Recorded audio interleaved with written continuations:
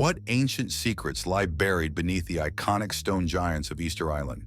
These towering figures have captivated the world for centuries. But could the truth behind them finally be within reach? Easter Island, or Rapa Nui, is one of the most remote places on Earth, a volcanic landmass nestled in the Pacific Ocean.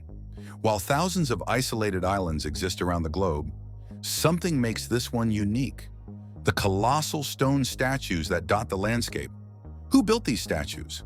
Why were they made, and where did their creators disappear? Join us as we dive into the mystery of Rapa Nui and uncover the hidden truths behind these world-famous monuments. Rapa Nui, now a territory of Chile, sits 2,300 miles off the Chilean coast and 200 miles away from its closest neighbor, Pitcairn Island. It's so remote that a 5-hour flight from Santiago is the only way to get there. Despite its small size, just 63 square miles, this island holds an astonishing 887 stone statues known as moai. But what's so unique about these statues? Carved between the 13th and 15th centuries, the moai are famous for their distinct faces: long noses, heavy brows, rectangular ears, and fish-hook-shaped nostrils. For years, people believed these statues were just giant heads. However, in 2012, excavations revealed that the heads are connected to full bodies buried underground, some towering as high as 33 feet and weighing 90 tons. One incomplete statue would have stood 70 feet tall, weighing nearly 300 tons if finished. Most of these figures were carved from volcanic ash, or tuff, and almost all of them face inward toward the island, watching over the villages, rather than looking out to sea. It's believed they served as spiritual guardians, protecting the local inhabitants. A few statues break this pattern, most notably Tu'uko Ihu, a kneeling statue believed to depict an ancient singer, with its head tilted upward and a small beard etched into its face. Made from a unique red stone, it stands out as an artistic and cultural anomaly among the others. But how did the ancient people of Rapa Nui move such massive structures? When Europeans first arrived in 1722, they found only a small population of around 3,000 people.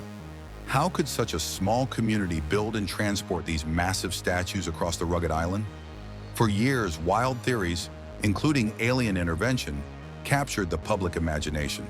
However, researchers have confirmed the material came from an extinct volcano on the island itself, not from another world. In the 1980s, archaeologists attempted to recreate the moai moving process. Using tools available to the Rapa Nui people, they struggled at first, but later experiments found a breakthrough. Researchers tied ropes around the statues and used a rocking motion to walk the figures into place. This method matches the Rapa Nui folklore, which says the statues moved with the help of magic, a poetic hint at their ingenuity. As more research unfolded, the mystery of the population decline took center stage. The prevailing theory once blamed environmental collapse. The islanders, it was said, deforested the land to clear space for farming and statue transport, leading to soil erosion, famine, and conflict. However, new studies show that the Rapa Nui people were advanced agricultural engineers. They enriched their fields with volcanic rock, making them far more sustainable than previously thought. The real tragedy of Easter Island's decline began with the arrival of European explorers in the 18th and 19th centuries, bringing with them far more than curiosity and trade. European contact unleashed a devastating chain of events that would alter the fate of Rapa Nui forever. Traders, missionaries, and sailors unknowingly introduced diseases like smallpox, tuberculosis, and syphilis, illnesses that the islanders' immune systems had no defenses against.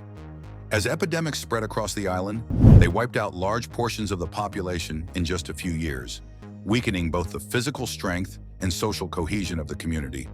What had once been a thriving society, estimated to support up to 7,500 people, began to falter under the relentless onslaught of disease. But the devastation didn't stop there. By the mid-19th century, slave raiders from South America, mainly from Peru, arrived, targeting Easter Island in a series of brutal raids. These raiders captured thousands of Rapa Nui people, including leaders, artisans, and spiritual figures, and forced them into slavery on the mainland, where they worked on plantations and in mines. These abductions shattered the island's social structure, stripping it of its knowledge keepers and disrupting traditions that had been passed down for generations. Even when a few survivors managed to return to the island, they brought with them new diseases, further accelerating the decline of the population.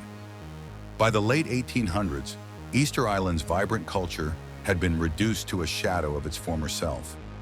Entire family lines disappeared, cultural practices were abandoned, and much of the island's ancient knowledge was lost forever. The combination of disease, slave raids, and forced migration created a perfect storm that the islanders couldn't overcome. What had been an advanced and resilient society capable of building monumental statues and sustaining itself on limited resources was ultimately brought to its knees by the destructive forces of colonization and exploitation from the outside world. The mysteries of Easter Island may never be fully unraveled, but what we do know paints a picture of human resilience, creativity, and tragedy. From the incredible engineering feats of the Moai to the cultural devastation brought by colonization, Rapa Nui holds stories that will fascinate us for generations. What do you think? Are there still more secrets buried beneath the volcanic soil? Let us know your thoughts in the comments below. Don't forget to hit that like button if you enjoyed this journey into one of the world's greatest mysteries. Subscribe and join us for more deep dives into history's most puzzling enigmas.